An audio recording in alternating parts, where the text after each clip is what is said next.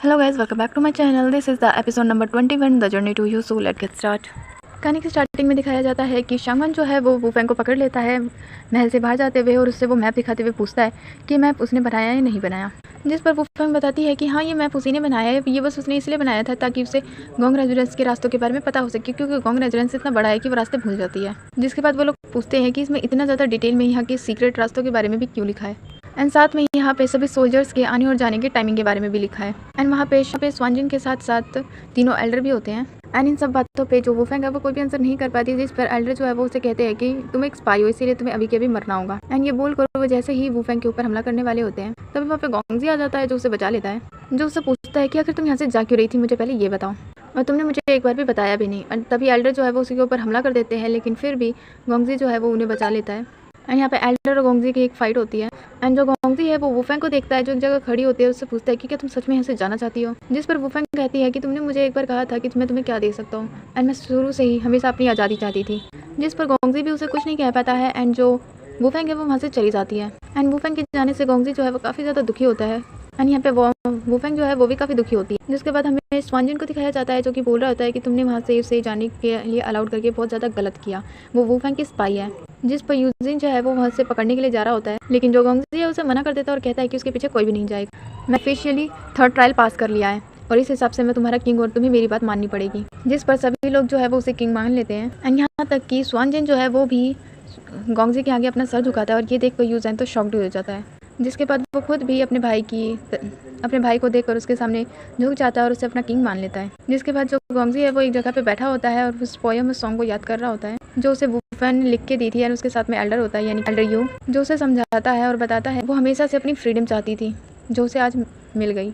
जिस पर गोंगजी कहता है कि मैं इस बात से काफ़ी ज़्यादा खुश हूँ कि वो जो चाहती थी उसे मिल गया। जिसके बाद वूफेंग को दिखाया जाता है जो कि एक जगह पे आती है। एंड वहाँ पे बहुत सारे लोग होते हैं जो कुछ हर्ब्स को लेके जा रहे होते हैं, जिसे देख के वो काफ़ी ज़्यादा शॉक्ड होती है। लेकिन एक्चुअली में तो वहाँ पर बहुत सारे लोग आए हुए होते हैं जो कि उसके ऊपर हमला करने के लिए आए होते हैं। एंड वो पास्ट याद करती है जहाँ पे उसके मास्टर ने बताया था कि यहाँ पे जो भी लोग हैं वो बिल्कुल पावरफुल है और सबसे ज़्यादा लॉयल है वूफेंग के लिए। एंड उसके मास्टर जो है वो उन सभी का फ़ोटो और उनके बारे में सब कुछ बताते हैं। एंड वो उन लोगों को देखकर पेंटिंग वाली शक्लें याद करने लग जाती है और उसे पता चल जाता है कि ये लोग उस पर हमला करने के लिए आए हैं। जहाँ से वो बाहर निकलने का ट्राई करती है, लेकिन सामने ही एक पर्सन आ जाता है। जिसके बाद हमें गोंगजी को दिखाया जाता है जो कि शाओई से मिलने आता है, जहाँ पे शाओई जो है उसे बताता है कि जुईचेंग विला जो है वहाँ पे काफ़ी सारे लोग एंड काफ़ी सारी हब वगैरह मिली है जो यहाँ पे आने वाली है। एंड साथ ही में एल्डर्स ने डिसाइड किया है कि तुम्हारे लिए एक न्यू ब्राइड चुनी जाएगी जो कि जुईचेंग विला से ही आएगी। एंड ब्राइड की जो भी ब्राइड्स वगैरह आएंगी उसके ऊपर तुम्हारे ऊपर हमला हो सकता है।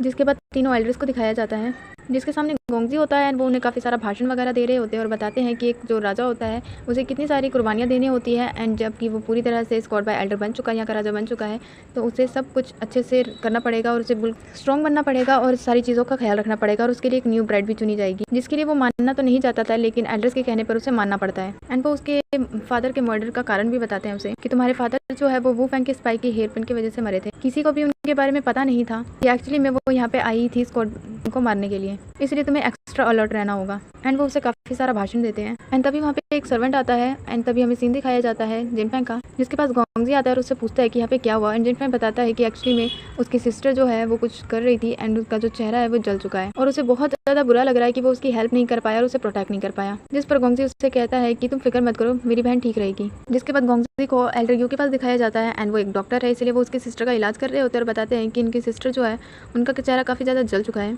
एंड वो कोमा में जा चुकी है और उन्हें नहीं पता कि वो कब तक होश में आएंगी। जिसे सुनने के बाद तो जिनफेंग को बहुत ज़्यादा बुरा लगने लग जाता है कि उन्होंने अभी तक गोंगजी के सिस्टर को अपने बारे में कुछ भी नहीं बताया एंड अब वो बता भी नहीं पाएगा। कोमा वाली बात सुनकर उसे बहुत ज़्यादा बुरा लगता है। वो उससे बातें करने लगता है कि प्लीज़ एक बार होश में आ जाओ, मुझे तुम्हें अपने बारे में बताना है। एंड एल्डर यू और गोंगजी उसे ऐसे देखकर डोर क्लोज करके वहाँ से चले जाते हैं और जिनफेंग उसके सिस्टरों को अकेला छोड़ देते हैं। एंड यहाँ पे जिनफेंग जो है वो अभी भी गोंगजी की सिस्टर से बात कर रहा होता है। जिसके बाद गोंगजी के पास एल्डर को दिखाया जाता है जो उसे बताता है कि तुम्हारी बहन से लास्ट टाइम मिलने के लिए यूजेंग आया था। और हमें ये सीन भी दिखाया जाता है जब सिस्टर के पास यूजेंग आता है, जहाँ पर यूजेंग जो है वो सिस्टर को कहता है कि तुम दोनों पागल हो गए हो क्या तुम्हें दिखाई नहीं देता कि वो वूफेंग की स्पाई है। जिस पर सिस्टर कहती है कि तुम्हारे पास दिल नाम की चीज़ ही नहीं है, इसलिए तुम्हें किसी का प्यार दिखता ही नहीं है। इन दोनों के बीच में ऐसे ही झगड़ा हो जाता है। जिसके बाद यूजेंग जो है वो उससे काफ़ी सारा सुना के वहाँ से चला जाता है।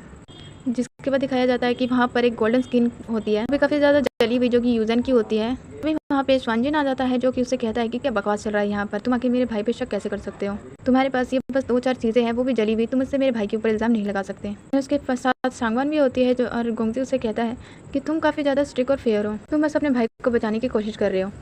इन सभी लोगों की बातें जो है वो सांगवान बड़ी ध्यान से सुन रही होती है। जिसके बाद दिखाया जाता है वुफेंग को, जिनके पास वही चारों लोग होते हैं जिनको उसके मास्टर ने बताया था। एंड वो सब लोग जो है वो उसे शुआनवान के मास्टर और वुफेंग के मास्टर के पास ले आते हैं एंड बताते हैं कि हमें से किसी को यहाँ से ब्राइड बन के जाना है एंड तुम वुफेंग के स्पाई हो, अगर तुमने वुफेंग को धोखा देने की कोशिश की तो तुम्हें जान से मार दिया जाएगा। और यहाँ पर वुफेंग को ही ब्राइड किलर बना के भेजा जाता है। एंड सांगवान की इन्फॉर्मेशन के हिसाब से हमारा जो प्लान है वो बिल्कुल सही पे जाएगा, और इसीलिए जो वुफेंग है वो उन सभी लोगों की सारी प्लानिंग वगैरह सुन रही होती है। जिसके बाद हमें सांगवान, जिनफेंग और स्वानजिन और यूजन को साथ में बैठे हुए दिखाया जाता है, जहाँ पे यूजन कहता है कि मुझे नहीं पता था कि वो सारा इल्ज़ाम मेरे ऊपर डाल देंगे। एंड उस पर काफ़ी ज़्यादा गुस्सा कर रहा होता है, जिस पर सांगवान कहती है कि तुम दोनों ने ही तो फोर्स किया था वुफेंग को यहाँ से जाने के लिए, और अब जो यहाँ से जा चुकी है तो इसमें तुम क्या कर सकते हो, गुस्सा बिल्कुल भी मत करो। जिस पर स्वानजिन उसे कहता है कि तुम्हारे लिए इतनी रात को जागना बिल्कुल भी सही नहीं है, और उसे काफ़ी ज़्यादा घूरते हुए कहता है कि सिर्फ 5 डेज़। जिस पर यूजन कहता है कि सिर्फ 5 डेज़ में, यानी कि आप किसी को चूज़ करने वाले और आपके पास कोई प्लान है। एंड सांगवान जो है वो भी फ्लैशबैक याद करती है, जहाँ पे उसने 5 डेज़ की बात की थी और उसका भी कोई प्लान था। एंड उसने अपने मास्टर को कहा था कि 4 डे जो है वो स्वानजिन जो है वो काफ़ी ज़्यादा कमज़ोर रहता है, तो उसे जब चाहे वो मार सकती है। एंड जब वो काफ़ी ज़्यादा कमज़ोर होगा तो हम एक साथ सभी के ऊपर हमला करके सबको अपने कब्जे में कर लेंगे। एंड वो गोंगजी और हेल्डर की बातों को याद करती है, जहाँ पे वो भी 5 डेज़ की बात कर रहे थे, और इसीलिए वो काफ़ी ज़्यादा कन्फ्यूज़ हो जाती है कि सब लोग सिर्फ 5 डेज़ की बात क्यों कर रहे हैं। जिसके बाद वापस से वुफेंग को दिखाया जाता है, जहाँ पे वो सभी लोगों के कहने पर ब्राइड बनने के लिए तैयार हो जाती है और बताती है कि मैं वहाँ जा सकती हूँ। एंड सभी लोगों को अपनी बातों में ले लेती है और भरोसा दिलाती है कि वो उनका काम कर देगी। जिसके बाद वुफेंग यहाँ से चली जाती है। एंड जो गोंगजी सांगवान का मास्टर जो है वो उससे कहता है कि मुझे इसके ऊपर ट्रस्ट नहीं है। एंड जो जिजी है वो भी यही कहती है कि मुझे भी वुफेंग के ऊपर बिल्कुल ट्रस्ट नहीं है, और बताती है कि अगर वहाँ पे ब्राइड्स जा रही है तो एक ब्राइड मैं भी बन के जाना चाहती हूँ, क्योंकि अगर उसने हमारा काम नहीं किया तो मैं हमारा काम कर सकती हूँ। उसके बाद वापस से वुफेंग को दिखाया जाता है, जो मार्केट में घूम रही होती है। एंड वो उसी लालटेन की शॉप पे आती है, जहाँ पर उसने अपनी विश वगैरह लिखी थी। एंड वो पर्सन जो है वो उसे पहचान लेता है और उससे पूछता है गोंगजी के बारे में, जिस पे वो बताती है कि हम दोनों ने ब्रेकअप कर लिया। जिस पे वो पर्सन कहता है कि ऐसा हो ही नहीं सकता, आप दोनों बहुत अच्छे लगते हो, आप दोनों के बीच में जो भी मिसअंडरस्टैंडिंग है उसे आप क्लियर कर लेना। जिस पर वुफेंग जो है वो उसे कुछ सामान देती है और बताती है कि इसे गोंग रेस्टोरेंट में दे देना। एंड ऐसा करते हुए उसका मास्टर उसे देख लेता है। एंड दोनों को अकेले दिखाया जाता है, जहाँ पे वुफेंग कहती है कि तुमने मुझे कहा था कि अगर मैंने ये मिशन कर लिया तो तुम मुझे जाने दोगे। जिस पर उसका मास्टर कहता है कि हाँ मैंने कहा था, और अगर तुम्हें जाने का मौका मिले तो तुम उस चांस को छोड़ना मत और यहाँ से चली जाना। जिस पर वुफेंग कहती है कि मैं आपको लेके जाना चाहती हूँ। एंड मास्टर कहता है कि मेरे पास कोई चॉइस नहीं है, इसलिए जैसे ही तुम्हें यहाँ से जाने का मौका मिले तो तुम उसे छोड़ना मत और मुझे यहाँ पे छोड़कर चली जाना। और ये मैं ऐसा इसलिए कह रहा हूँ क्योंकि हमें बस एक ही चांस मिलेगा यहाँ से जाने का। जिस पर वुफेंग जो है वो रोते हुए मान जाती है और कहती है कि वो उन्हें कभी नहीं भूलेगी, क्योंकि बचपन से उसने हमेशा अपने मास्टर के साथ ही रही है, और हमेशा से उसके मास्टर जो है वो उसे सनसेट वगैरह दिखाया करते थे और बताते थे कि ये हमारी ज़िंदगी की सबसे बड़ी रोशनी है। लेकिन ज़िंदगी में अभी तक वो रोशनी उन्हें कभी नहीं मिली, और मास्टर सच में चाहते हैं कि वुफेंग जो है वो वुफेंग के इस चंगुल से निकल कर अपनी खुद की लाइफ जिए। जिसके बाद जो वुफेंग है वो उनकी बात मान के यहाँ से चली जाती है, और मास्टर जो है वो उसे देखते हुए रोते हैं।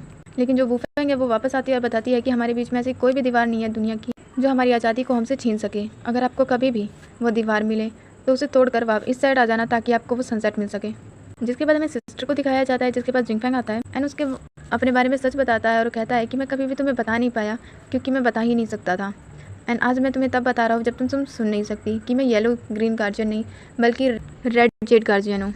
और अपने उन सारे पलों को याद करता है जब वो उसके साथ था। उसे बताता है कि वो सच में उसके साथ काफ़ी खुश था, लेकिन आज तक उसने उसे हाँ कभी नहीं किया, क्योंकि उसे यहाँ पे सिर्फ गोंगजी के सेक्रीफाइस के लिए लाया गया था। लेकिन गोंगजी उसका एक बहुत अच्छा दोस्त है और उसने ऐसा कुछ नहीं किया। एंड उससे काफ़ी ज़्यादा अच्छी अच्छी बातें कर रहा होता है। एंड तभी जो सिस्टर है वो उसका हाथ पकड़ती है, जिसे देख के तो वो काफ़ी ज़्यादा खुश हो जाता है। जिसके बाद गोंगजी को उसके बड़े भाई के पास दिखाया जाता है, जो उसे दवाई पिलाता है और उससे कहता है कि वो स्क्वाड बाय एल्डर बन चुका है, पर असल में तो ये स्क्वाड उसी की है। और वह कहता है कि मैं एक्चुअली में ये काम करने जा रहा हूँ, अगर आपको नहीं कहना है तो वह आप कह सकते हैं। लेकिन उसका भाई कहता है कि तुम अपने फादर के बिल्कुल एवरेज हो। थैंक गॉड कि अंकल हमारे साथ थे जब हमारे पेरेंट्स हमारे साथ नहीं थे, उन्होंने हमारा कितना ख्याल रखा है। एंड आई डोंट नो, वो इतनी सारी इमोशनल बातें कर रहा होता है। जिसके बाद गोंगजी जो है वो उन्हें वापस से सुला देता है, तभी वहाँ पे जिंगफेंग आता है जो उसे बुला लेता है। जिसके बाद गोंगजी को सभी एल्डर्स के पास दिखाया जाता है, जो उसे बोलते हैं कि अब तुम स्क्वाड बाय एल्डर बन चुके हो और हमें यकीन है कि तुम गोंग फैमिली का हमेशा अच्छा ही चाहोगे। एंड तभी जो यूजेंग है वो कहने लग जाता है कि मैं तो बस यहाँ पे इसलिए आया हूँ ताकि मैं एल्डर्स की रिस्पेक्ट कर सकूँ, तुम्हें मैं किंग नहीं मानूंगा। जिस पर स्वानजिन कहता है कि मैं इसकी तरफ से आपसे सॉरी कहता हूँ। स्वानजिन एंड गोंगजी जो है वो एक दूसरे को इशारा करते हैं एंड साथ में वो दोनों एल्डर्स के आगे ग्रीट करते हैं, जिसे देखकर तो एल्डर शॉक्ड होते हैं कि ये दोनों साथ में कब आ गए। एंड यहीं पे होता है ये वाला एपिसोड ओवर।